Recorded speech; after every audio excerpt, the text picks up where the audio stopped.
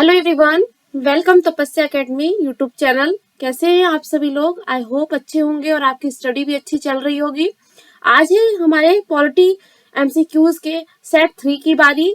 Polity MCQs जैसा कि आप सभी जानते हैं एमपीएससी प्रीलिम्स आने वाली है जो 24 अप्रैल को होने वाली है। इस प्रीलिम्स को ध्यान में रखते हुए हमने ऐसे पॉलिटी के क्वेश्चन सेट किए हैं जो आपके परीक्षा में आने की मोस्ट प्रोबेबिलिटी है, यानी आप इनको ये क्वेश्चंस आपको एमपीएससी एग्जाम में देखने को मिल सकते हैं, प्रीलिम्स एग्जाम में। साथ ही यूपीएससी प्रीलिम्स में भी आपको ये क्वेश्चन देखने के लिए मिल सकते हैं। तो हमने क्वेश्चन को कुछ इस प्रकार से सेट किया है ताकि आपके दोनों एग्जाम्स को देखते हुए कवर कर सके।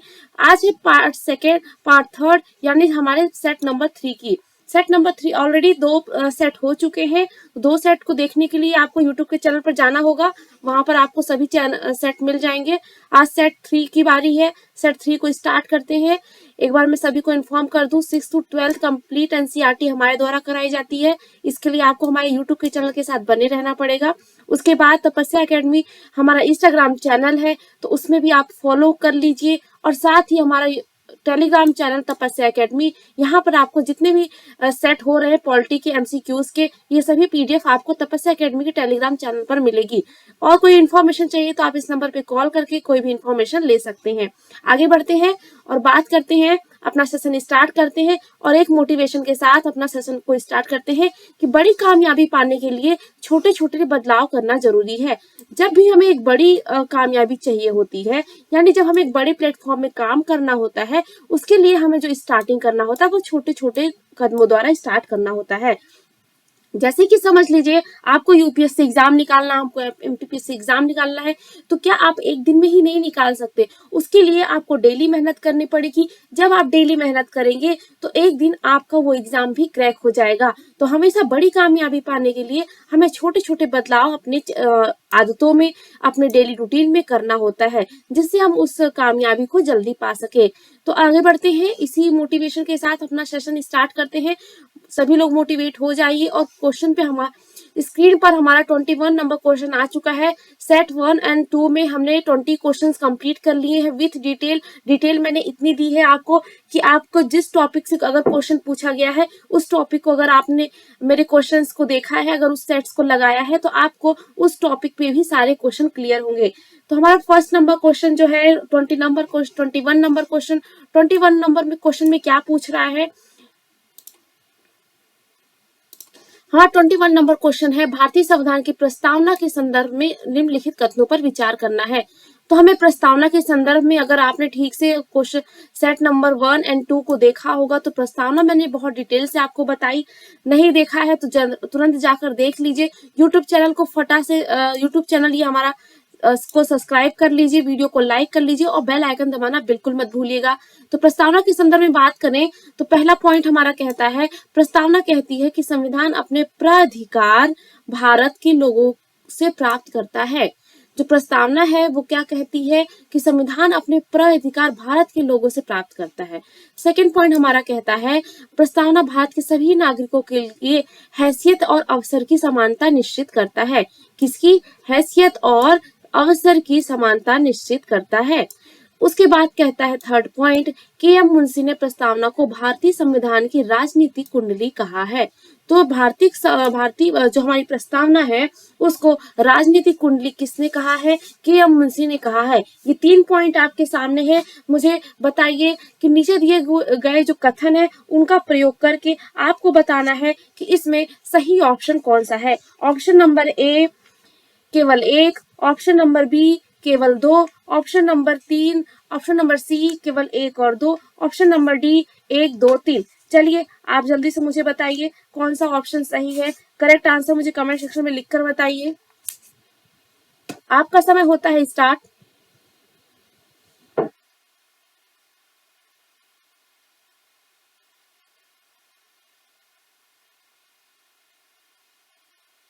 प्रस्तावना के बारे में जल्दी से बताइए। आपका समय स्टार्ट हो चुका है। चलिए मैं आपको आंसर बताती हूँ। समय आपका समाप्त हो गया है। आंसर की तरफ बढ़ते हैं। हमारा आंसर है भारतीय संविधान की प्रस्तावना के बारे में बात करें तो प्रस्तावना यानी प्रेमबल को भारतीय संविधान का परिचय पत्र कहा जाता है। प्रस्तावना की अगर हम बात करें तो भारतीय संविधान जो है वो ऑप्शन नंबर डी हमारा करेक्ट है। ऑप्शन नंबर डी हमारा क्या था, 1, 2, 3, यानी प्रस्तावना कहती है कि संविधान अपने प्राधिकार भारत के लोगों से प्राप्त करता है। हमारा सेकंड पॉइंट, भारत के सभी नागरिकों के लिए हैसियत और अवसर की समानता, अवसर निश्चित करता है। थर्ड, के एम मुंशी ने प्रस्तावना को भारतीय संविधान की कुंडली कहा। अब जानते हैं डिटेल में, जो हमारी प्रस्तावना है प्रेम्बल को भारतीय संविधान का परिचय पत्र कहते हैं। प्रेम्बल को क्या कहते हैं, भारतीय संविधान का परिचय पत्र कहते हैं। कहा जाता है सन 1976 के 42वें संविधान संशोधन द्वारा इस संशोधन में 3 शब्द जोड़े गए हैं, समाजवादी, धर्मनिरपेक्ष और अखंडता शब्द जोड़ा गया है। प्रस्तावना भारत के सभी नागरिकों के लिए न्याय, स्वतंत्रता, समानता को सुरक्षित करती है। तो पहली लाइन में आपको क्वेश्चन मिल गया होगा, भारत के सभी नागरिकों के लिए न्याय, स्वतंत्रता और समानता को सुरक्षित करती है और लोगों के बीच भाईचारे को बढ़ावा देती है। इसके बारे में बात करें तो भारतीय संविधान की प्रस्तावना जवाहरलाल नेहरू द्वारा बनाए गए पेश किए गए उद्देश्य प्रस्ताव पर ही आधारित है। प्रस्तावना को सर्वप्रथम अमेरिकी संविधान में शामिल किया गया था। तो अगर बात करें कि इस प्रस्तावना को सर्वप्रथम किस देश ने अपने संविधान में शामिल किया, तो वो था अमेरिकी संविधान में शामिल किया गया है प्रस्तावना को। इसके बाद कई देशों ने इसे अपना लिया। संविधान विशेषज्ञ नानी पालकीवाला ने संविधान की प्रस्तावना को संविधान का परिचय कहा है। क्या कहा है नानी पालकीवाला ने, संविधान की प्रस्तावना को संविधान का परिचय पत्र कहा है। अब बात करते हैं संविधान की प्रस्तावना का आधार। हमने बता दिया कि जो हमारा उद्देश्य प्रस्ताव आया था, कब आया था, 13 दिसंबर 1946 को। प्रस्तावना की प्रकृति न्याय योग्य नहीं है, किंतु सर्वोच्च न्यायालय ने इसके का प्रयोग संविधान में स्पष्ट व्याख्या करने के लिए किया है। संविधान में जहां कहीं भी विरोधाभास उत्पन्न होता है तो इसके लिए प्रस्तावना के लक्ष्यों की और आदर्शों की सहायता ली जाती है। ये पॉइंट्स लिखे नहीं है, आप लोग नोट कर सकते हैं इन्हें। संविधान लागू होने के पश्चात प्रस्तावना के संदर्भ में प्रश्न उत्पन्न हुआ, इसे संविधान का अंग माना जाए कि नहीं माना जाए। इसके बारे में 2 हमारे केस सामने आते हैं, आगे पढ़ेंगे उन केस के बारे में। अब बात करते हैं हमारा जो थर्ड पॉइंट था। थर्ड पॉइंट क्या कहता है कि किसने कहा था कि प्रस्तावना को राजनीतिक कुंडली, तो इसको के एम मुंशी ने प्रस्तावना के महत्व को समझते हुए के एम मुंशी ने प्रस्तावना को राजनीतिक कुंडली की परिभाषा यानी राजनीतिक कुंडली कहा था। ठीक है। सुभाष कश्यप ने क्या कहा था, सुभाष कश्यप ने प्रस्तावना के महत्व को बताते हुए संविधान शरीर है तो प्रस्तावना उसकी आत्मा है, प्रस्तावना आधारशिला है तो संविधान उस पर खड़ी अट्टलिका है। तो यह किसने कहा था, यह कहा था सुभाष कश्यप ने। ठीक है। आगे चलकर 42वें संविधान संशोधन द्वारा 1976 में प्रस्तावना में 3 शब्द जोड़े गए। कौन कौन से 3 शब्द थे, समाजवाद, पंथनिरपेक्षता और अखंडता शब्द जोड़े गए। क्लियर हुआ इतना। अब मैं बात करती हूँ कि संप्रभुता के बारे में बाद में बताऊंगी। अभी आपको प्रस्तावना में जो संशोधन हुआ उसके बारे में थोड़ा सा बात करते हैं। 1976 के 42वां संविधान संशोधन, अभी तक केवल एक बार ही संविधान के प्रस्तावना में संशोधन हुआ है। प्रस्तावना में संशोधन किया गया जिसमें मैंने आपको बताया समाजवादी, धर्मनिरपेक्ष और अखंडता शब्द जोड़ा गया। अदालत ने इस संविधान को वैध ठहराया है। सुप्रीम कोर्ट की व्याख्या समझ लेते हैं एक बार। संविधान की प्रस्तावना को तब जोड़ा गया जब बाकी संविधान पहले लागू हो गया था, यानी ये लास्ट में जुड़ा है। बेरोबारी यूनियन मामला कब हुआ था, ये डेट पूछ सकता है आपसे, ध्यान रखिएगा 1960। सुप्रीम कोर्ट ने यह कहा कि प्रस्तावना संविधान का हिस्सा नहीं है। अब इस मामले में क्या कहा कि प्रस्तावना संविधान का हिस्सा नहीं है। हालांकि यह स्वीकार किया गया कि यदि संविधान के किसी अनुच्छेद में एक शब्द अस्पष्ट है या उसके एक से अधिक अर्थ होते हैं, प्रस्तावना एक मार्गदर्शक सिद्धांत के रूप में इस्तेमाल किया जा सकता है। दूसरा बात करते हैं केशवानंद भारती मामले में। केशवानंद भारती मामला 1973 में हुआ था। सुप्रीम कोर्ट ने अपने पहले फैसले को पलट दिया और यह कहा कि प्रस्तावना संविधान का हिस्सा है। तो केशवानंद भारती के मामले में क्या कहा कि प्रस्तावना संविधान का हिस्सा है और इसके संविधान के अनुच्छेद 368 के तहत संशोधित किया जा सकता है, लेकिन इसके मूल ढांचे में परिवर्तन नहीं कर सकते। इसके मूल ढांचे में परिवर्तन नहीं कर सकते। एक बार फिर भारतीय जीवन बीमा निगम के मामले में सुप्रीम कोर्ट ने यह कहा कि प्रस्तावना संविधान का एक हिस्सा है।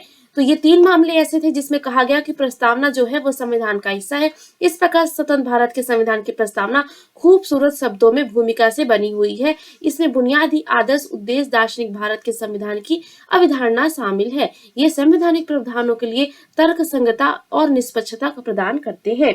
समझ में आ गया सभी को? तो क्वेश्चन हमारा क्या था? क्वेश्चन हमारा था भारतीय संविधान प्रस्तावना के संदर्भ में आपको बताना है संविधान प्रस्तावना अपने प्राय अधिकार भारत के लोगों से प्राप्त है। बिल्कुल प्राप्त है। प्रस्तावना के सभी नागरिकों के लिए हैसियत और अवसर की समानता प्रदान करती है। बिल्कुल। और के.एम. मुंशी ने कहा था कि भारतीय संविधान राजनीतिक कुंडली है। और सुभाष कश्यप ने क्या कहा था? चलो मैंने अभी बताया है, आप लोग कमेंट सेक्शन में लिख के बताओ सुभाष कश्यप ने क्या कहा था।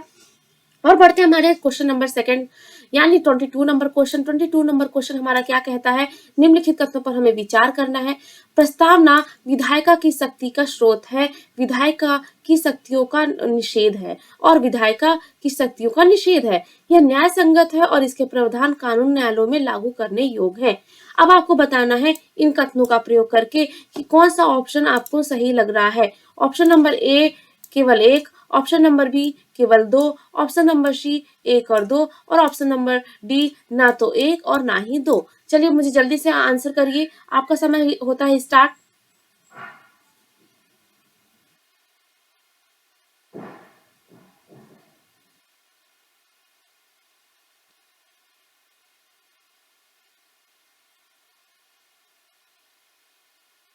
समय हो गया आपका समाप्त। तो चलिए आगे आंसर की तरफ बढ़ते हैं। आंसर है हमारा option number D. Option number D ना तो 1 और ना ही 2।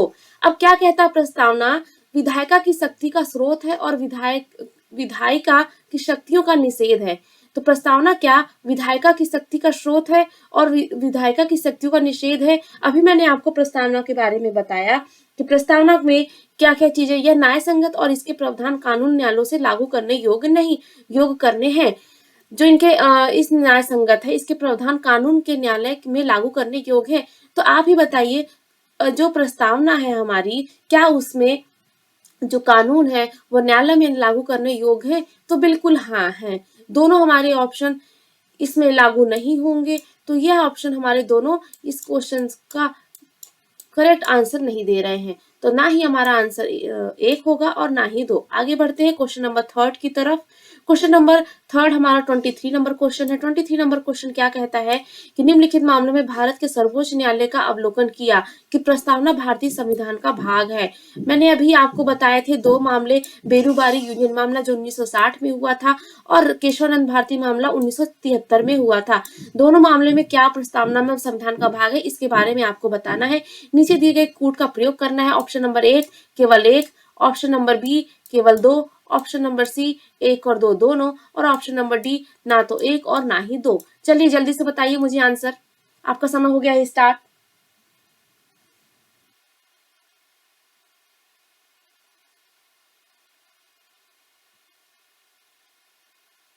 समय आपका स्टार्ट हो गया है। समय होता है समाप्त। अब बात करते हैं भारत की प्रस्तावना के बारे में। अगर प्रस्तावना के बारे में बात करूं तो हमने 2 ऐसे मामले पढ़े थे जिनमें बताया गया था कि प्रस्तावना जो है संविधान का भाग है कि नहीं है। मैंने आपको बताया था अभी, इसका आंसर मुझे आप बता सकते हैं क्या? चलिए मैं आपको बताती हूँ। आंसर नंबर बी हमारा होगा। आंसर नंबर बी हमारा क्या होगा? केवल 2। मैंने अभी आपको स्पष्ट किया था कि हमने 2 मामले पढ़े थे, बेरूबारी यूनियन मामला और केशवानंद भारती मामला।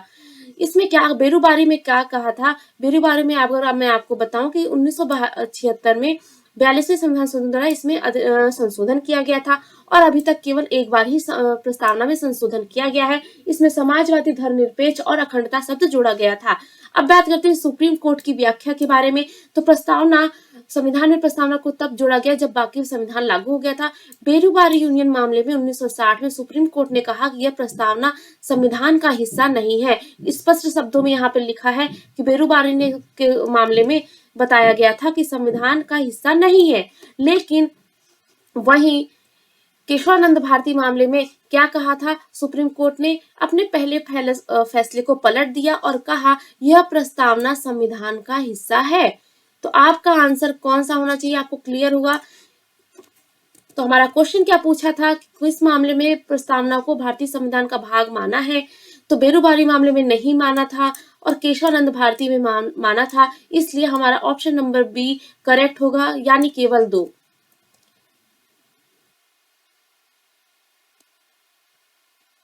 साथ ही इसमें कहा गया था कि इस संविधान के अनुच्छेद 368 के तहत संशोधित किया जा सकता है, इसके मूल ढांचे में परिवर्तित नहीं किया जा सकता। एक बार फिर भारतीय जीवन बीमा निगम के मामले में सुप्रीम कोर्ट ने यह कहा कि प्रस्तावना संविधान का हिस्सा है। इस प्रकार स्वतंत्र भारत के संविधान की प्रस्तावना खूबसूरत शब्दों में भूमिका से बनी हुई है। इसमें बुनियादी आदर्श, उद्देश्य और दार्शनिक भारत के संविधान की अवधारणा को शामिल किया गया है। ये संवैधानिक प्रावधानों के लिए तर्क संगतता अथवा निष्पक्षता प्रदान करते हैं। तो क्लियर हो गया हमारा आंसर। आगे बढ़ते हैं क्वेश्चन नंबर 4 की तरफ। क्वेश्चन नंबर 4 हमारा है 24 नंबर क्वेश्चन, फजल अली आयोग के संदर्भ में।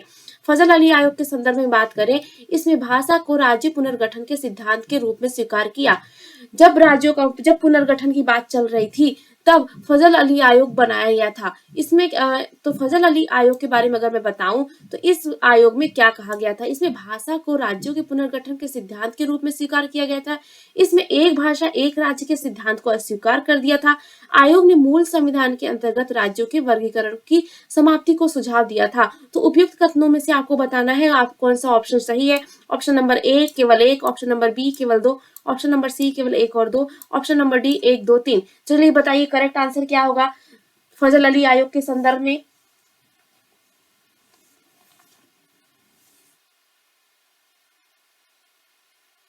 जल्दी से मुझे करेक्ट आंसर बताइए, फजल अली आयोग के संदर्भ में कौन सी चीजें सही होंगी। सभी लोग करेक्ट आंसर देंगे। आपका समय हो गया है स्टार्ट। समय स्टार्ट हो गया है, मुझे करेक्ट आंसर जल्दी से बताओ। फजल अली आयोग के संदर्भ में कौन सी बातें सही हैं।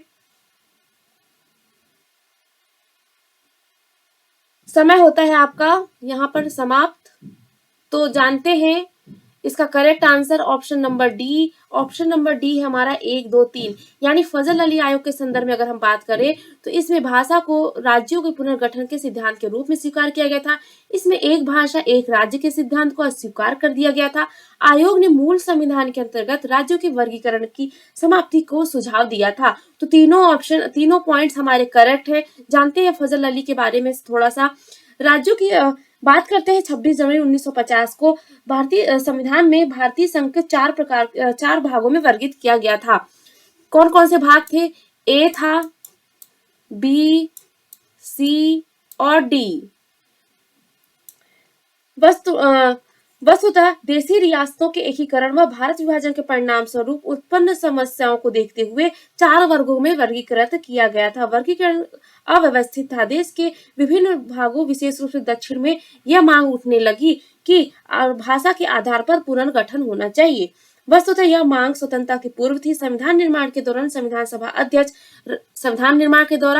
अध्यक्ष जो थे राजेंद्र प्रसाद, उन्होंने जून 1948 में एस के धर की अध्यक्षता में भाषाई प्रांत आयोग का गठन किया था।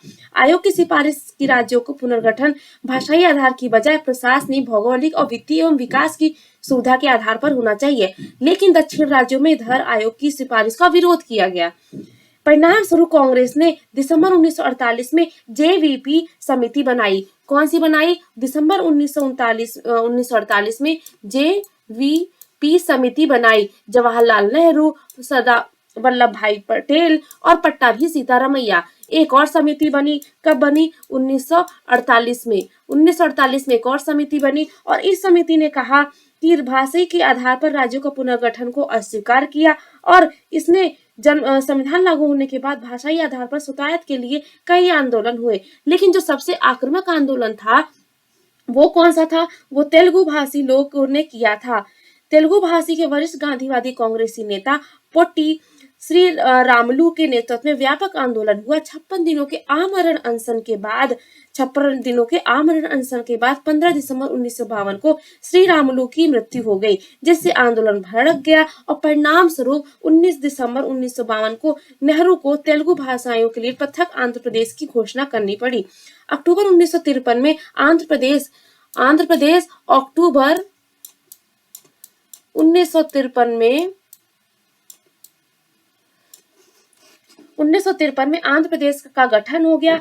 स्वतंत्रता के बाद भाषा के आधार पर गठित होने वाला पहला राज्य जो था वो आंध्र प्रदेश था। भाषा के आधार पर आंध्र प्रदेश के गठन के बाद भाषाई की मांग की अवहेलना नहीं की जा सकती थी, इसलिए 22 दिसंबर 1953 को पुनर्गठन आयोग की नियुक्ति की गई और इस आयोग के अध्यक्ष कौन थे? फजल अली थे। इस आयोग के अध्यक्ष फजल अली थे। तो इसका गठन कब किया गया? इसका गठन किया गया 22 दिसंबर, सभी लोग नोट कर लेंगे, 22 दिसंबर 1953 को इस आयोग का गठन किया गया, फजल अली आयोग का। इसके अध्यक्ष थे फजल अली तथा सदस्य थे हृदयनाथ कुजरू और के.एम. पडिक्कर। के.एम. पडिक्कर और हृदयनाथ कुजरू, एच.एन. कुजरू इसके सदस्य थे। ठीक है। आयोग ने अक्टूबर 1955 में अपनी रिपोर्ट प्रस्तुत की और उसके बाद ही 1956 में राज्यों के पुनर्गठन एक्ट को बनाया गया। आयोग ने स्वीकार किया राज्यों का पुनर्गठन भाषा आधार पर होना चाहिए, किंतु केवल भाषा आधार पर नहीं होना चाहिए बल्कि राज्यों का पुनर्गठन करते समय राष्ट्रीय सुरक्षा,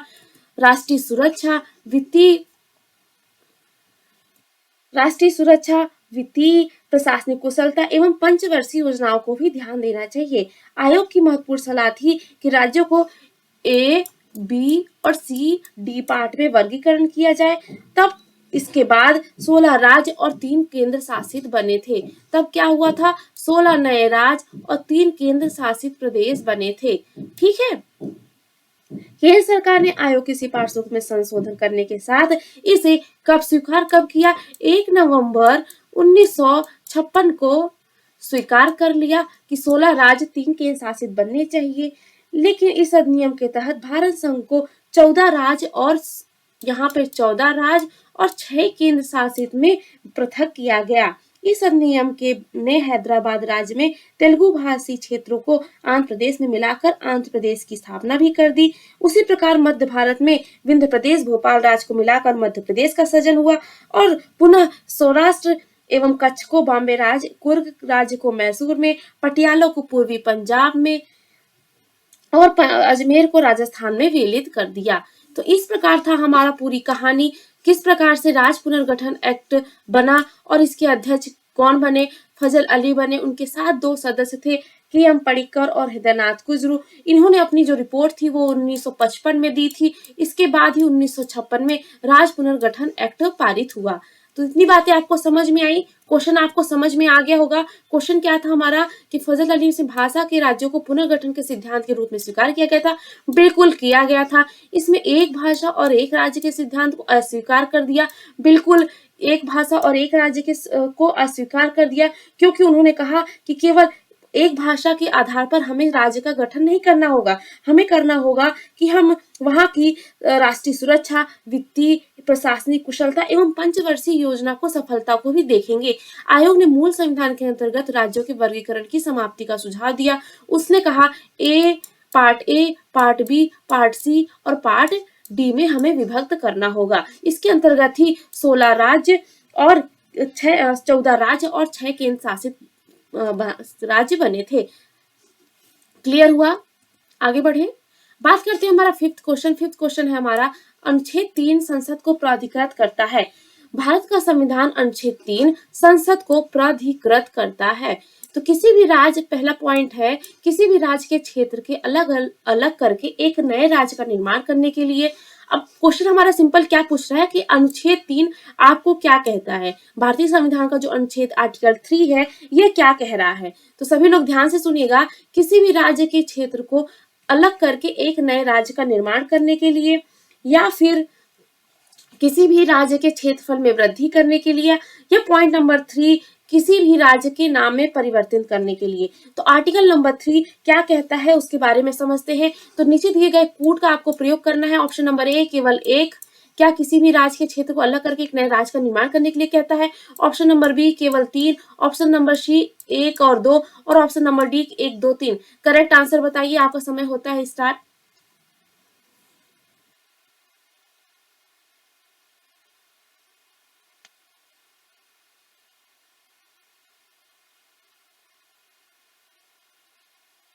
सभी लोग करेक्ट आंसर कमेंट सेक्शन में लिखकर बताओ। तो इसका समझते हैं, इसका करेक्ट आंसर क्या होगा? ऑप्शन नंबर डी, यानी 1, 2, 3। हमारे जो आर्टिकल 3 है भारतीय संविधान में, वह इन तीनों पॉइंट्स को कवर करता है। किसी भी राज्य के क्षेत्र को अलग करके एक नए राज्य का निर्माण करने के लिए, किसी भी राज्य के क्षेत्रफल में वृद्धि करने के लिए, और किसी भी राज्य के नाम में परिवर्तन करने के लिए होता है। अनुच्छेद 3 के बारे में समझते हैं।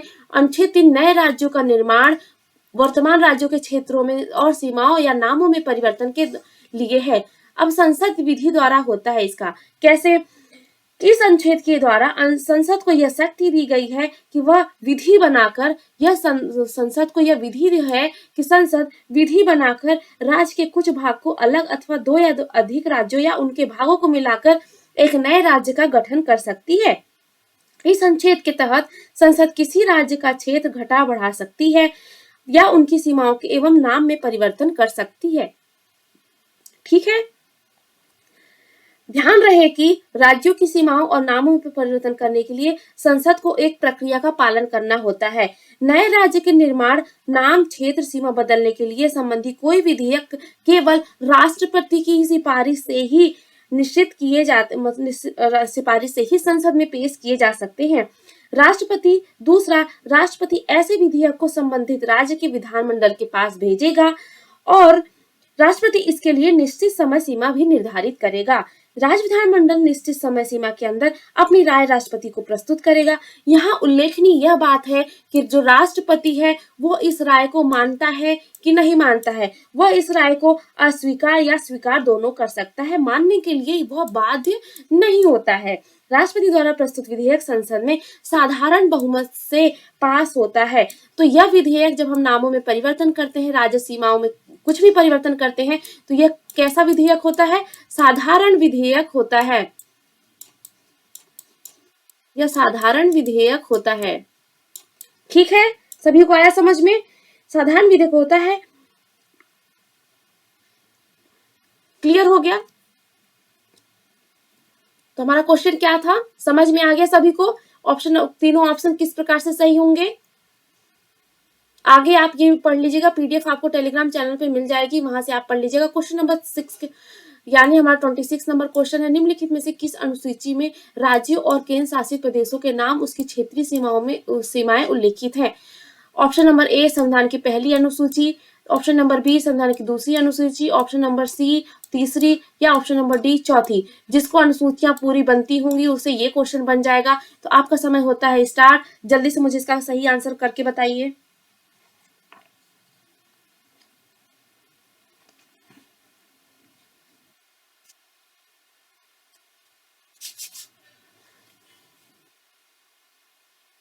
समय होता है समाप्त। यहीं पर आपका समय होता है समाप्त। इसका करेक्ट आंसर जानते हैं, option number A. Option number A है हमारा संविधान की पहली अनुसूची में राज्यों और केंद्र शासित प्रदेशों के नाम और उनकी क्षेत्रीय सीमाएं उल्लेखित हैं। थोड़ा सा सभी सूचियां पढ़ लेते हैं। हमारे संविधान में 12 अनुसूचियां हैं। 12 अनुसूचियों की बात करें तो हर एक अनुसूची के बारे में अगर हम पढ़ते हैं तो जो हमारी पहली अनुसूची है वह राज्य और संघ राज्य क्षेत्रों का वर्णन करती है। जो पहली अनुसूची है, फर्स्ट शेड्यूल है, वह राज्यों के नाम और उनके क्षेत्र, राज्य क्षेत्र, संघ राज्य क्षेत्रों के नाम और उनकी सीमाओं में परिवर्तन कर सकती है। इसका वर्णन पहली अनुसूची में आपको मिलेगा। ठीक है, और इससे रिलेटेड अगर मैं अनुच्छेद की बात करूं तो इससे रिलेटेड आपका अनुच्छेद 1 से 4 तक का जो अनुच्छेद है, आर्टिकल 1 to 4, वो आपकी पहली सूची के अंतर्गत आएगा। बात करते हैं दूसरी अनुसूची। दूसरी अनुसूची किससे संबंधित है? तो दूसरी अनुसूची वेतन भत्तों या पेंशन आदि से जुड़े प्रावधानों से संबंधित है। वेतन भत्तों में कौन कौन आएगा?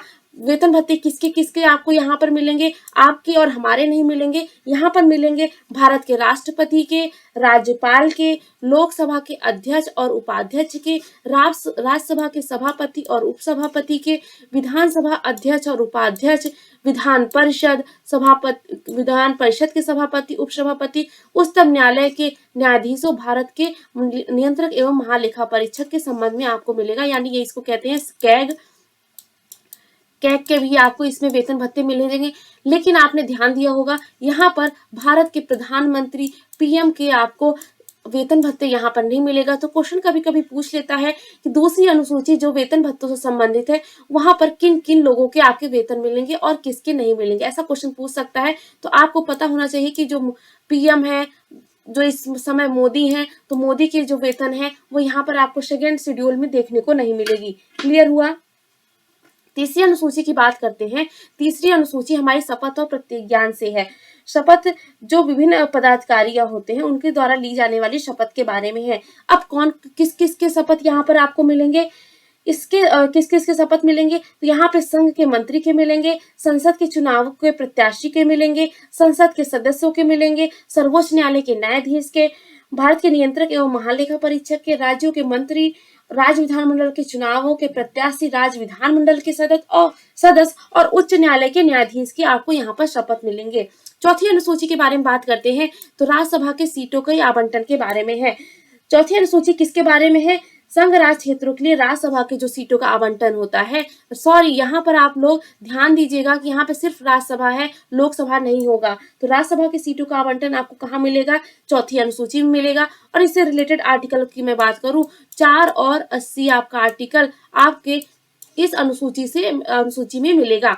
पांचवी अनुसूची की बात करते हैं तो पांचवी अनुसूची हमारी किससे संबंधित है, पांचवी अनुसूची हमारी अनुसूचित क्षेत्रों और अनुसूचित जनजातियों के प्रशासन और नियंत्रण के बारे में बंद करता है। तो पांचवी अनुसूची हमारी किससे संबंधित है, अनुसूचित क्षेत्रों और अनुसूचित जनजातियों के प्रशासन तथा नियंत्रण से संबंधित है। अगर मैं इससे रिलेटेड आपको आर्टिकल की बात करूं तो 244 आर्टिकल जो है वो पांचवी अनुसूची से संबंधित है। छठवीं अनुसूची की बात करें तो छठवीं अनुसूची में असम, मेघालय, त्रिपुरा और मिजोरम राज्यों के जनजातीय क्षेत्रों के प्रशासन के बारे में है। इसमें 4 आपके राज्य आएंगे, असम, मेघालय, त्रिपुरा, मिजोरम। तो इसका याद करने का सिंपल सा ट्रिक है अमेत्रिमी। छठवीं अनुसूची को याद करने का सिंपल सी ट्रिक है अमेत्रिमी। इसके बारे में, इन राज्यों के जनजातीय क्षेत्रों के प्रशासन के बारे में यहाँ पर आपको उपलब्ध जानकारी मिलेगी। इससे रिलेटेड अगर मैं आर्टिकल की बात करूँ तो 244 हमारी पांचवी अनुसूची में भी आता है और 244 हमारी छठवीं अनुसूची में भी आएगा। 244 के साथ साथ छठवीं अनुसूची में 275 भी आपका आएगा, 275 भी आपका आएगा। सातवीं अनुसूची की बात करते हैं। सातवीं अनुसूची जो हमारी है वह किससे संबंधित है, संघ सूची, राज्य सूची और समवर्ती सूची। संघ सूची, राज्य सूची, समवर्ती सूची में जो विषय शामिल है, सातवीं अनुसूची उसी विषय पर से संबंधित है। बात करें कि मूल संविधान में इन सूचियों में क्रमशः संघ सूची में कितने विषय शामिल थे, तो संघ सूची में हमारे 97 विषय शामिल थे। फिर बात करते हैं राज्य सूची में, तो राज्य सूची में 66 विषय शामिल थे और समवर्ती में 47 थे। लेकिन अब इसमें संघ में कितने हो गए हैं, 100 हो गए हैं। राज्य में कितने हो गए हैं, राज्य में 61 हो गए हैं। और समवर्ती सूची की बात करें तो यहाँ पर 52 विषय हो गए हैं। तो मूल कितने थे जब संविधान बना था, तो इसमें 97, संघ में 97 थे, राज्य में 66 थे और समवर्ती में 47 थे। लेकिन अब संघ में 100 हो गए हैं।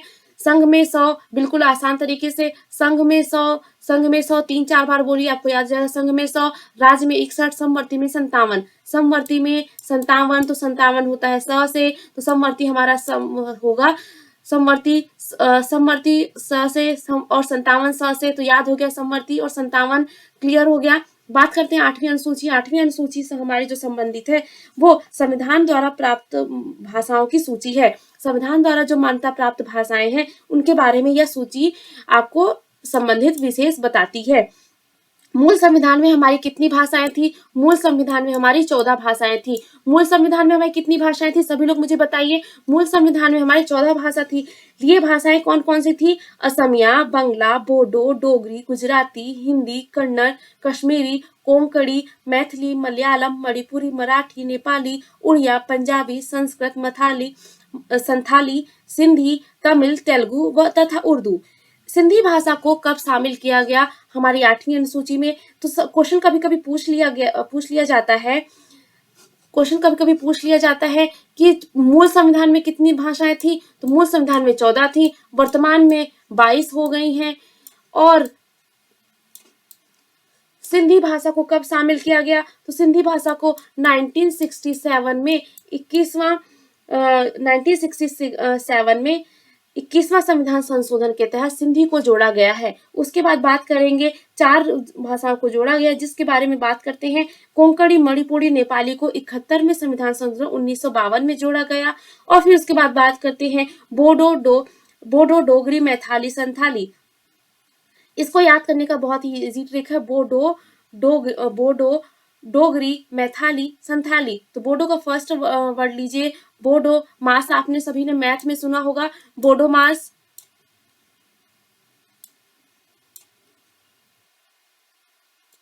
बोडो मास सभी ने सुना है, तो उसे बोडो, डोगरी, मैथाली और संथाली, ये हो गई आपकी 4 भाषाओं का कोड वर्ड। तो याद होगा। तो ये बनी कब है? ये 2003 में 92 संविधान संशोधन हुआ था। 92 संविधान संशोधन 2003 में हुआ था। उसके तहत ये चारों भाषाएं जोड़ी गई हैं। 3 भाषाएं 1952 में जोड़ी गई हैं। कौन कौन सी? 71वें संविधान संशोधन द्वारा।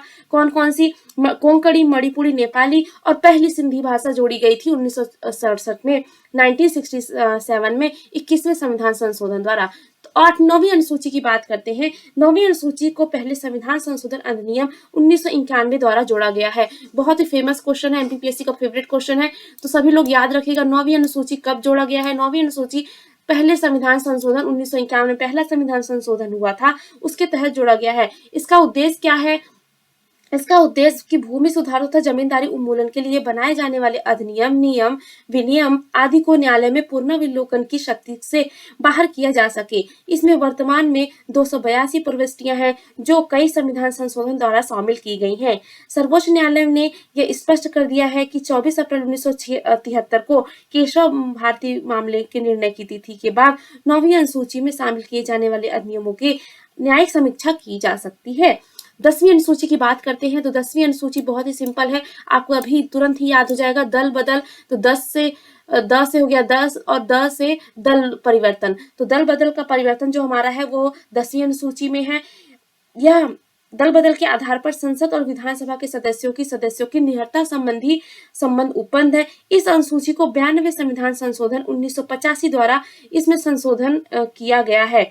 इसे दल बदल विरोधी कानून भी कहा जाता है। तो 10वीं अनुसूची के बारे में बात करें तो इस अनुसूची को 92वां जो संविधान संशोधन हुआ था 52 वाला 92वें संविधान संशोधन अधिनियम 1985 को हुआ था, तो द्वारा इसमें संशोधन किया गया। इसे दल बदल विरोधी कानून भी कहा जाता है। 11वीं अनुसूची की बात करते हैं। तो 11वीं अनुसूची हमारे पंचायत के अधिकारों से है, प्राधिकार और दायित्व से है। 11वीं अनुसूची पंचायत की शक्तियां व जिम्मेदारी बताई गई है। इसमें 29 विषय है। इसमें कितने विषय हैं 11वीं अनुसूची में? विषय आपको पूछ लिया जाता है, इसमें 29 विषय आपको मिलेंगे। और इस अनुसूची को जोड़ा कब गया? 73वां संविधान संशोधन 1992 हमारा 11वीं अनुसूची से संबंधित है। 12वीं अनुसूची की बात करते हैं। नगर पालिकाओं के अधिकार और प्राधिकार दायित्व से है। तो 11वीं हमारी पंचायत से है, 12वीं हमारी नगर पालिकाओं से है। तो नगर पालिकाओं को इसमें कब जोड़ा गया? तो नगर पालिकाओं को हमने 12वीं अनुसूची के तहत 12वीं अनुसूची को 74वां संविधान संशोधन 1992 को जोड़ा गया। 74वां संविधान संशोधन 1992 को जोड़ा गया। इसमें कुल 18 विषय आपको मिलेंगे। पंचायत में कितने मिलेंगे? 29 विषय और इसमें 18 विषय मिलेंगे। क्लियर हो गया? सभी अनुसूची याद हो गई आपको? तो आपको क्लियर हो गया होगा राज्यों और केंद्र शासित प्रदेशों का नाम, उनकी क्षेत्रीय सीमाएं किस अनुसूची के तहत बदली जाती हैं। तो किस अनुसूची में आपको मिलेगा? तो पहली अनुसूची मिलेगा। क्लियर हो गया? आगे बढ़ूं मैं। क्वेश्चन नंबर 27 पे आते हैं। क्वेश्चन नंबर 27 हमारा क्या कहता है? निम्नलिखित में से किस एक्ट अधिनियम ने बंबई और मद्रास प्रेसिडेंसियों के गवर्नर को बंगाल के गवर्नर जनरल की अधीनस्थ बना दिया और कंपनी के कर्मचारियों को किसी भी निजी व्यापार में शामिल होने अथवा स्थानीय लोगों से रिश्वत या उपहार स्वीकार करने पर रोक लगा दी? चलिए जल्दी से मुझे इसका करेक्ट आंसर दीजिए। ऑप्शन नंबर ए है आपके पास 1784 का Pitts India Act. Option number B है 1853 का chartered act. Option number C है 1833 का चार्टेड एक्ट, या ऑप्शन नंबर डी है उपयुक्त में से कोई नहीं। चलिए जल्दी से इसका आंसर दीजिए मुझे। क्वेश्चन इस सीरीज की सेट नंबर फर्स्ट में आपको सारे एक्ट्स के क्वेश्चन कराए हैं। अगर आपने सेट नंबर फर्स्ट पढ़ा है तो आपको ये क्वेश्चन बन जाएगा। ये क्वेश्चन आपको सेट नंबर फर्स्ट में अगर आपने बढ़िया से पढ़ा है तो आपको ये क्वेश्चन आसानी से बहुत बन जाने वाला है। तो बात करते हैं, चलिए आपका समय होता है स्टार्ट। समय आपका हो गया है स्टार्ट। जल्दी से मुझे आंसर बताइए। इसका करेक्ट आंसर क्या होगा मुझे जल्दी से बताइए। 1784 का Pitts India Act, B number 1853 का चार्टर्ड एक्ट, सी नंबर 1833 का चार्टर्ड एक्ट, डी नंबर उपयुक्त में से कोई नहीं। आपका होता है समय समाप्त। जानते हैं इसका आंसर। इसका करेक्ट आंसर है ऑप्शन नंबर डी, उपयुक्त में से कोई नहीं। तो ऑप्शन नंबर डी क्या है, उपयुक्त में से कोई नहीं। बात करते हैं 1773 के रेगुलेटिंग एक्ट की। 1773 के रेगुलेटिंग एक्ट की बात करते हैं। इसमें क्या हुआ था, भारत में जब ब्रिटिश 1600 में ईस्ट इंडिया कंपनी के रूप में व्यापार करने आए, तो महारानी एलिजाबेथ प्रथम चार्टर द्वारा उन्हें भारत में व्यापार करने की विस्तृत अधिकार दिए थे, जिसके कार्य अभी तक सिर्फ व्यापारिक कार्यों तक ही सीमित थे। लेकिन 1765 की इलाहाबाद की संधि हुई थी, जिसमें बंगाल, बिहार, उड़ीसा की दीवानी अधिकार प्राप्त कर लिए थे। इसके तहत भारत की उस क्षेत्रीय शक्ति बनने की प्रक्रिया प्रारंभ हो गई थी। फिर उसके बाद होता है 1857 का विद्रोह। उसके बाद 1858 में सिपाही विद्रोह के परिणाम स्वरूप ताज ने क्राउन शासन का उत्तरदायित्व प्रत्यक्ष रूप से अपने हाथों में ले लिया था। 15 अगस्त 1947 से स्वतंत्रता प्राप्ति तक अनवरत रूप से जो चलता रहा। रेगुलेटिंग एक्ट की बात करते हैं तो इस अधिनियम में का अत्यधिक संवैधानिक महत्व है। क्यों? भारत में ईस्ट इंडिया कंपनी के कार्यों को नियमित और नियंत्रित कर दिया था। भारत में ईस्ट इंडिया कंपनी के कार्यों को नियमित और नियंत्रित कर दिया गया था। साथ ही इसके द्वारा पहली बार कंपनी ने प्रशासनिक और राजनीतिक कार्यों को मान्यता दी थी। साथ ही इसने पहली बार प्रशासनिक और राजनीतिक कार्यों को मान्यता भी दी थी। इसके द्वारा केंद्रीय प्रशासन की नींव भी डली थी। तो इस क्वेश्चन में क्या पूछा है, किस अधिनियम के तहत बंगाल के गवर्नर प्रेसिडेंसी को बंगाल के गवर्नर जनरल के अधीनस्थ बना दिया था। यानी किस बम्बई और जो मद्रास प्रेसिडेंसी थी उसको बंगाल के अधीन बना दिया था। तो इस अधिनियम द्वारा बंगाल के गवर्नर को बंगाल का गवर्नर जनरल का नाम दिया गया था और उसकी सहायता के लिए 4 सदस्यीय कार्यकारिणी परिषद का गठन किया गया था। इससे पहले governor general Lord Warren Hastings थे। तो इससे पहले गवर्नर जनरल जो बने थे वो कौन थे? लॉर्ड वॉरेन हेस्टिंग थे। इस अधिनियम के तहत कोलकाता में 1774 में उच्च न्यायालय की स्थापना की गई थी। साथ ही इस अधिनियम द्वारा कोड ऑफ डायरेक्टर्स की भी स्थापना की गई थी। तो 1773 के अधिनियम की मैं बात करूं तो 1773 के अधिनियम में आपको क्लियर हुआ होगा तो कौन कौन सी चीजें आई थी। 1774 में आपकी उच्चतम न्यायालय की स्थापना हुई थी। बंगाल के गवर्नर को क्या कहा जाने लगा था? बंगाल के गवर्नर को गवर्नर जनरल का पद दे दिया गया था और उसके कार्य करने के लिए उनके साथ 3 लोग शामिल हुआ करते थे। आगे बात करते हैं, कुछ और चीजों के बारे में जानते हैं। तो रेगुलेटिंग एक्ट पारित करने का मुख्य उद्देश्य क्या था? कि कार्यों को भारत तथा इंग्लैंड की दोनों स्थिति में नियंत्रित करना था। तत्कालीन प्रधानमंत्री उस समय कौन था? Lord north. 1773 में इसी उद्देश्य से ब्रिटिश संसद ने रेगुलेटिंग एक्ट पारित किया था। बंगाल के गवर्नर को बंगाल का गवर्नर जनरल कहा गया था। साथ ही बंगाल का पहला गवर्नर जनरल कौन बना था? वॉरेन हेस्टिंग बने थे। इसके द्वारा मद्रास और बंबई के गवर्नर जनरल के अधीन हो गए थे। इसके द्वारा मद्रास एवं बंबई के जो गवर्नर जनरल थे, कहाँ के? बंबई और मद्रास प्रेसिडेंसी जो गवर्नर जनरल थे वो बंगाल के गवर्नर के अधीन आ गए थे, जबकि यह पहले एक दूसरे से अलग हुआ करते थे। इस अधिनियम के तहत 1774 में सुप्रीम कोर्ट की स्थापना भी हुई थी और मुख्य न्यायाधीश एलिजा इम्फे पहले मुख्य न्यायाधीश थे। तो 1773 के रेगुलेटिंग एक्ट के बारे में बात करें तो इस एक्ट में एक और चीज शामिल की गई थी कि कंपनी या कर्मचारी के किसी भी निजी व्यापार में शामिल होने अथवा स्थानीय लोगों से रिश्वत या उपहार स्वीकार करने पर भी रोक लगा दी गई थी। आगे बढ़ते हैं, क्वेश्चन हमारा क्लियर हो गया। 28 नंबर क्वेश्चन हमारा क्या है? निम्नलिखित में से किस अधिनियम ने संसद और कंपनी के निदेशकों के बीच मध्यस्थता करने की मांग की थी और वाणिज्यिक मामलों का प्रबंधन करने के लिए कोर्ट ऑफ डायरेक्टर्स की अनुमति दी थी? कोर्ट ऑफ डायरेक्टर्स की अनुमति किस एक्ट के तहत आपको मिली थी? जल्दी से मुझे बताइए। ऑप्शन नंबर ए 1773 का रेगुलेटिंग एक्ट। अभी मैंने आपको बताया तो उसमें ऐसा कोई जिक्र नहीं आया, तो क्या आपका ये ऑप्शन तो अब पहले ही कट हो जाना है। ऑप्शन नंबर बी 1853 का chartered act. Option number C 1833 का chartered act. Option number D 1884 का पिट्स इंडिया एक्ट। जल्दी से मुझे कमेंट सेक्शन में आंसर लिख के बताइए। आपका समय होता है स्टार्ट।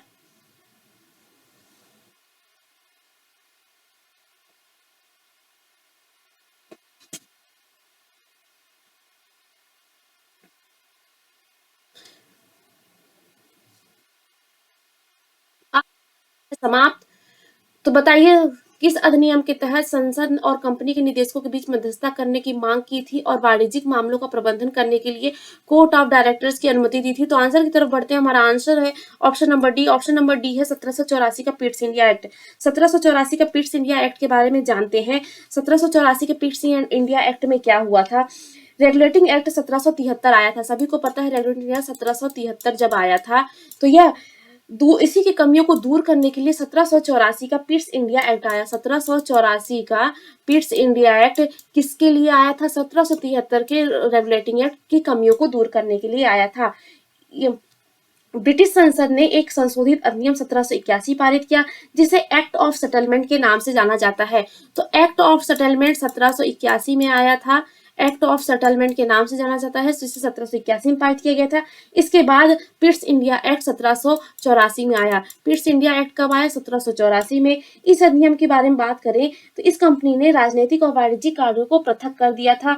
इसमें निदेशक मंडल को कंपनी के व्यापारिक मामलों के अधीक्षण की अनुमति दी, लेकिन राजनीतिक मामलों के प्रबंधन के लिए नियंत्रण बोर्ड यानी बोर्ड ऑफ कंट्रोल के नाम से एक निकाय का गठन किया। तो बोर्ड ऑफ कंट्रोल के नाम से एक निकाय का गठन किया।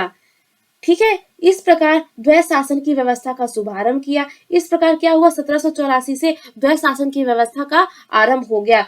यह बोर्ड को यह शक्ति थी कि ब्रिटिश नियंत्रित भारत के सभी नागरिक, सैन्य, सरकार व राजस्व गतिविधियों पर अधीक्षण एवं नियंत्रण करें। इस प्रकार यह अधिनियम दो कारणों से महत्वपूर्ण था। पहला, भारत में कंपनी के अधीन क्षेत्र में पहली बार ब्रिटिश अधिपत्य का क्षेत्र हो गया था। क्यों महत्वपूर्ण था यह अधिनियम? दो कारणों से। भारत में कंपनी के अधीन क्षेत्र को पहली बार ब्रिटिश अधिपत्य क्षेत्र कहा गया था। जो भारत का कंपनी का अधिकृत क्षेत्र था, भारत में जब ईस्ट इंडिया कंपनी आई थी तो जिस एरिया में अपना कब्जा करती थी तो उस क्षेत्र को क्या कहा जाता था? कंपनी अधिकृत क्षेत्र कहा जाता था। लेकिन इस अधिनियम के तहत पहली बार ब्रिटिश अधिपत्य क्षेत्र कहा जाने लगा। दूसरा, ब्रिटिश सरकार को कंपनी के कार्यों के लिए इसके प्रशासन पर पूर्ण नियंत्रण प्रदान किया गया था। तो ये थी बात हमारे पिट्स इंडिया एक्ट 1784 का। जो पिट्स इंडिया एक्ट था, इसमें आपके इस अधिनियम संसद और कंपनी के निदेशकों के बीच मध्यस्थता करने की मांग के लिए वाणिज्यिक मामलों के प्रबंधन के लिए कोड ऑफ डायरेक्टर्स की भी अनुमति दी थी। क्लियर होगा 1784 का पिट्स इंडिया एक्ट। आगे बढ़ते हैं, बात करते हैं 29 नंबर क्वेश्चन की। 29 नंबर क्वेश्चन हमारा क्या है?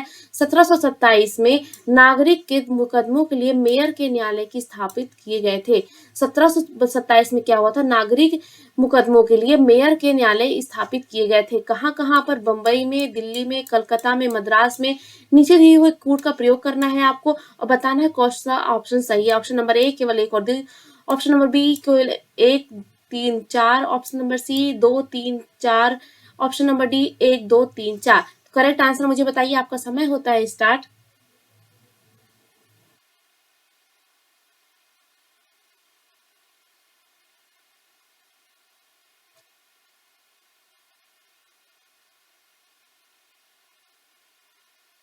समय होता है समाप्त आपका। चलिए इसका करेक्ट आंसर जानते हैं। Option number B. Option number B क्या है हमारा? 1, 3, 4, यानी 1 बंबई, 3 कलकत्ता और मद्रास। दिल्ली में नहीं किया गया था। ठीक है, तो नागरिक जो मुकदमों के लिए मेयर न्यायालय की स्थापना की गई थी वह दिल्ली में नहीं हुई थी। कहाँ कहाँ हुई थी? हमारे बंबई में हुई थी, कलकत्ता में, मद्रास में। तो कहाँ कहाँ हुई थी? बंबई, कलकत्ता, मद्रास में इन न्यायालयों की स्थापना की गई थी। बंबई, कलकत्ता, मद्रास में। थोड़ा सा डिटेल समझते हैं। 18वीं शताब्दी के मध्य तक अंग्रेजों की राजनीति की उपस्थिति थी। मद्रास के 3 प्रेसिडेंसी शहर बॉम्बे, कोलकाता थे, जिसमें देखा न्यायिक उदय का प्राणय भारत में हो गया था। मेयर कोर्ट की स्थापना हो गई थी 1727 में बंबई में दीवानी मुकदमे के लिए। कलकत्ता और मद्रास में 1772 में विस्तृत न्यायिक प्रणाली के रूप में जाना जाने लगा था। अदालत स्थापित दीवानी और आपराधिक अधिकार दोनों थे। अब अदालत में जो अदालत स्थापित की गई थी वहां पर दीवानी और आपराधिक दोनों अधिकार अदालत को दिए गए थे। दोनों हिंदू पंडित और मुस्लिम काजी वहां पर जो थे, जो अदालत में रहते थे वह हिंदू पंडित हुआ करते थे और मुसलमानों के काजी हुआ करते थे। शरिया अदालत के न्यायाधीश पीठासीन न्यायाधीशों की सहायता के लिए नियुक्त उनके प्रथागत कानून व्याख्या थी। ब्रिटिश आम वैधानिक कानून लागू हो गए थे। तो बात होती है सिर्फ इतनी सी, आपको समझ जाना है कि 1727 में मेयर कोर्ट्स की स्थापना हुई थी, जिसके तहत बॉम्बे, कलकत्ता और हमारे मद्रास में, बंबई, कलकत्ता और मद्रास में हमारे मेयर कोर्ट स्थापित हो गए थे। आगे बढ़ते हैं, हमारा 30 नंबर क्वेश्चन जानते हैं। हमारा 30 नंबर क्वेश्चन क्या कहता है, 1813 का जो चार्टर्ड एक्ट है के संदर्भ पे आपको बताना है कौन सा सही है। इस पहला पॉइंट है, इसमें बंबई मद्रास के राज्यपालों को उनकी विधायी शक्तियों से वंचित कर दिया। इसके दूसरा पॉइंट है, इसके कारण लॉर्ड विलियम बेंटिंग भारत के पहले गवर्नर जनरल बने। तीसरा, एक्ट के कारण कंपनी को भारतीय लोगों की शिक्षा के लिए उत्तरदायित्व को स्वीकार करना पड़ना। उस उपयुक्त कथनों में से आपको बताना है कौन सा ऑप्शन सही है। ऑप्शन नंबर ए केवल 3, ऑप्शन नंबर बी केवल 2 और 3, ऑप्शन नंबर सी 1 और 2, ऑप्शन नंबर डी 1 2 3। आपका समय होता है स्टार्ट।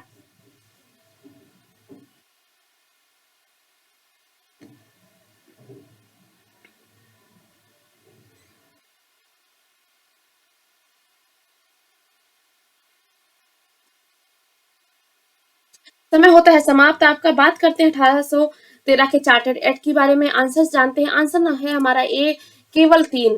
आंसर क्या है, ए केवल 3। एक्ट के कारण कंपनी को भारतीय लोगों की शिक्षा के उत्तरदायित्व को स्वीकार करना पड़ा था। तो इसका आंसर थोड़ा सा समझते हैं डिटेल में। बात करते हैं 1813 के चार्टर्ड एक्ट के बारे में। 1813 के चार्टर्ड एक्ट के बारे में 3 महत्वपूर्ण चीजें हैं, उन पॉइंट्स को पहले मैं बता देती हूँ कि भारतीय व्यापार को एकाधिकार समाप्त हो गया था, लेकिन चाय और चीनी पर व्यापार पर अधिकार बना रहा। साथ ही कंपनी को शिक्षा के पर 1 लाख रुपए का वार्षिक खर्च देने का प्रावधान किया गया और ईसाई मिशनरियों ने भारत में प्रवेश की छूट मिल गई। यहाँ धर्म प्रचार भी कर सकते थे। ये 3 पॉइंट 1813 के चार्टर्ड एक्ट अधिनियम लिए बहुत इंपॉर्टेंट है। लेकिन थोड़ा सा और चीजें डिटेल में जानते हैं। 1739 के दौरान ब्रिटिश संसद द्वारा पारित किए गए चार्टर्ड एक्ट अधिनियमों की श्रृंखला में यह अंतिम था। इस अधिनियम में पहली बार गवर्नर जनरल की परिषद में विधायी एवं प्रशासनिक कार्यों को अलग कर दिया गया था। ठीक है, इसमें सिविल सेवकों की भर्ती के लिए चयन हेतु खुली प्रतियोगिता की व्यवस्था की गई थी। साथ ही इसमें प्रथम बार केंद्रीय विधान परिषद में स्थानीय प्रतिनिधित्व प्रारंभ किया गया था। थोड़ा सा और पढ़ते हैं। बात करते हैं कुछ महत्वपूर्ण और बिंदुओं के बारे में चर्चा करते हैं। सभी ब्रिटिश व्यापारियों को भारत में व्यापार करने की छूट मिल गई थी। कंपनी को भारतीय व्यापार में एकाधिकार समाप्त कर दिया गया था, लेकिन चीनी और चाय पर व्यापार अभी कायम था। कंपनी की भागीदारी को भारतीय मुनाफे के मात्र 10.5% भाग ही मिला करता था। कंपनी को 20 वर्षों के लिए भारतीय प्रदेशों में राजस्व नियंत्रण का अधिकार दे दिया गया था। 20 वर्षों के लिए राजस्व पर नियंत्रण के लिए अधिकार दे दिया गया था। इस एक्ट के अनुसार भारत ने अंग्रेजों द्वारा बनाई गई स्थानीय निकाय के अंतर्गत आने वाले भारतीयों पर कर लगा सकते थे। ठीक है, जो टैक्स होता था वो लगा सकते। साथ ही कर न देने वालों को दंडित करने का प्रावधान भी किया गया था। इस एक्ट के अनुसार कंपनी को अपना क्षेत्रीय राजस्व वाणिज्यिक मुनाफे को अलग अलग व्यवस्थित करना था। नियंत्रण बोर्ड की शक्ति को परिभाषित व उसकी शक्ति का विस्तार करते हुए बोर्ड के निगरानी और आदेश जारी करने की शक्ति बढ़ा दिया गया था। कंपनी के संदर्भ में अंतिम निर्णय लेना अधिकार ब्रिटिश साम्राज्य के पास ही रहा, परंतु वित्तीय मामलों को कंपनी को दे दिया गया था। इस एक्ट में द्वारा भारतीय कोर्टों को ब्रिटिश विषयों पर अधिकार दिए गए थे। ईसाई धर्म प्रचार के लिए आज्ञा प्रदान कर दिया था। भारत में जो ईसाई धर्म था उसके लिए प्रचार कर सकते थे। कलकत्ता में ईसाई धर्म प्रचार एवं भारत में रह रहे ईसाइयों के लिए गिरजाघर, एक बिशप तथा 3 पादरियों की नियुक्ति किया गया था। ब्रिटिश व्यापारियों तथा इंजीनियरों को भारत में आने की तथा यहाँ बसने की अनुमति दी गई थी, परंतु इसके लिए संचालक मंडल और नियंत्रण बोर्ड से लाइसेंस लेना अनिवार्य होता था। कंपनी की आय भारतीयों की शिक्षा पर प्रतिवर्ष 1 लाख रुपए व्यय करने की व्यवस्था की गई थी। भारतीय साहित्य एवं विज्ञान आधारित शिक्षा को बढ़ाने के लिए प्रावधान किया गया था। भारतीय शिक्षा एवं विज्ञान आधारित शिक्षा को बढ़ाने के लिए प्रावधान किया गया था। इस एक्ट के द्वारा कंपनी के कर्मचारियों हेतु प्रशिक्षण की व्यवस्था की गई थी। इसके लिए कलकत्ता और मद्रास कॉलेजों में नियंत्रण बोर्ड के नियमों के अनुरूप चलाने की व्यवस्था की गई थी। इस एक्ट द्वारा ब्रिटिश सेना की संख्या 29,000 निर्धारित कर दी गई थी एवं कंपनी को भारतीय सैनिकों के लिए नियम कानून बनाने के लिए अधिकार भी दे दिया गया था। तो क्या था हमारा 1813 का चार्टर्ड एक्ट कि इस एक्ट में कंपनी को भारत में लोगों की शिक्षा के उत्तरदायित्व को स्वीकार करना पड़ा था। बिल्कुल 1 लाख का हमें पैसे भी मिलने लगे थे। कंपनी के कमाई से 1 लाख में हमें पैसे भी मिलने लगे थे। तो ये थी 1800 चार्टर्ड की महत्वपूर्ण विषय के बारे में जानकारी। कैसा लगा आपको वीडियो मुझे कमेंट सेक्शन में लिख के बताइएगा। वीडियो को लाइक कर लीजिए और कमेंट करना बिल्कुल मत भूलिएगा। वीडियो को लाइक कर लीजिए, कमेंट करना बिल्कुल मत भूलिएगा, चैनल को सब्सक्राइब कर लीजिए क्योंकि ऐसे ही डेली क्विज अब आपको मिलने वाले हैं कंप्लीट। आपको हिस्ट्री, पॉलिटी और साथ ही एमपीजी के भी स्टार्ट होने वाला है। तो जल्दी जल्दी चैनल को सब्सक्राइब कर लीजिए अपनी तैयारी को और मजबूत करने के लिए। मिलते हैं नेक्स्ट वीडियो में नए सेट के साथ, नए टॉपिक के साथ, नए क्वेश्चंस के साथ। तब तक के लिए खुश रहिए, पढ़ते रहिए, मुस्कुराते रहिए और सुरक्षित रहिए। Thank you.